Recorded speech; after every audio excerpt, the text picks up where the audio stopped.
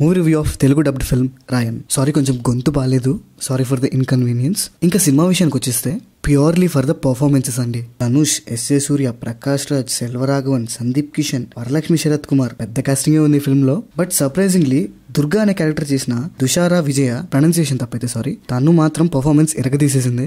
Film trailer కన్నా ముఖ్యంగా ధనుష్ దీన్ని డైరెక్ట్ చేయబోతున్నాడు అనే విషయం ఒక కైండ్ ఆఫ్ ఇంట్రెస్ట్ ని పెంచింది. మరి తన డైరెక్షన్ ఎలాగ ఉందంటే సాలిడ్ గానే ఉంది. స్టోరీ విషయానికి వస్తే అంత ఇంట్రెస్టింగ్ పాయింట్ ఏం లేకపోయినా కూడా డ్రామాని అయితే బాగానే క్రియేట్ చేశారు. సినిమా స్టార్ట్ అయిన ఫస్ట్ 10 minutes ఈ కథలోకి మనం ఇమ్మర్స్ అవడానికి చాలా హెల్ప్ చేస్తుంది. తమిళ్ ఫిల్మ్ ఫ్లేవర్ అలా ఉట్టిపడుతుంటుంది. నేను అదేదో నెగిటివ్గా అంటున్నాను కాదు, బట్ తమిళ్ ఫ్లేవర్ ఉన్న ఫిల్మ్స్ నచ్చే వాళ్ళకి మాత్రం చాలా బాగా కనెక్ట్ అవుతుంది. ఈ సినిమా స్టార్ట్ అయినప్పటి నుంచి ఎండ్ వరకు ఆ ఫ్లేవర్ని అలాగే ఉంచారు, ఎక్కడ డైల్యూట్ చేయలేదు. యాక్షన్ విషయంలో కావచ్చు, కొరియోగ్రఫీ విషయంలో కావచ్చు, పక్కా మాస్ సినిమా లాగా ఉంటుంది. కొంచెం ఒక రెగ్యులర్ రివెంజ్ డ్రామా లాగానే అనిపిస్తుంది.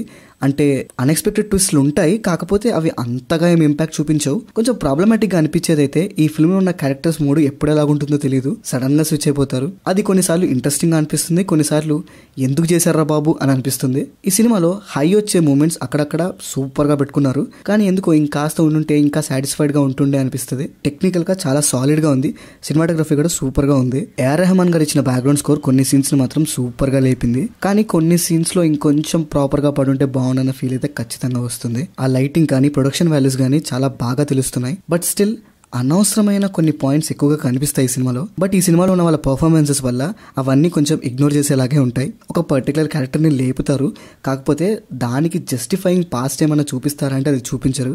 దానివల్ల కొంచెం డిసప్పాయింటింగ్గా ఉంటుంది. దాంతోపాటు స్క్రీన్ ప్లే తోటి ఏమైనా మ్యాజిక్ చేస్తారా అంటే అంత మ్యాజిక్ కూడా జరిగినట్టుగా అనిపించదు. మీరు కనుక ధనుష్ని ఒక సీరియస్ కైండ్ ఆఫ్ రోల్లో చూడాలనుకుంటే మాత్రం మీకు ఈ ఫిల్మ్ ఫుల్ సాటిస్ఫైయింగ్గా ఉంటుంది. పర్ఫార్మెన్సెస్ వైజ్గా అందరు ఇరగొట్టారు. కొన్ని చోట్ల ఎందుకో ఓవర్ ద టాప్ వెళ్ళినట్టు అనిపిస్తుంది. ఎండ్కి వచ్చేటప్పటికి క్యారెక్టర్స్ అన్నిటికీ అందరూ జస్టిఫై చేసినట్టుగా అనిపిస్తుంది. మీరు కనుక ఒక action film with revenge drama టచ్తో చూడాలనుకుంటే మీకు రాయన్ బెస్ట్ ఆప్షన్. ఏదైనా మెసేజ్ ఓరియంటెడ్ కానీ లేదా సటిల్గా గ్రౌండెడ్గా ఉన్న ఫిల్మ్ చూడాలనుకుంటే మాత్రం మిమ్మల్ని ఈ ఫిల్మ్ డిసప్పాయింట్ చేయొచ్చు, ఎందుకంటే మాస్ స్టఫే ఎక్కువగా ఉంది ఈ ఫిల్మ్ లో. So this is Pranav signing off team cinema picture.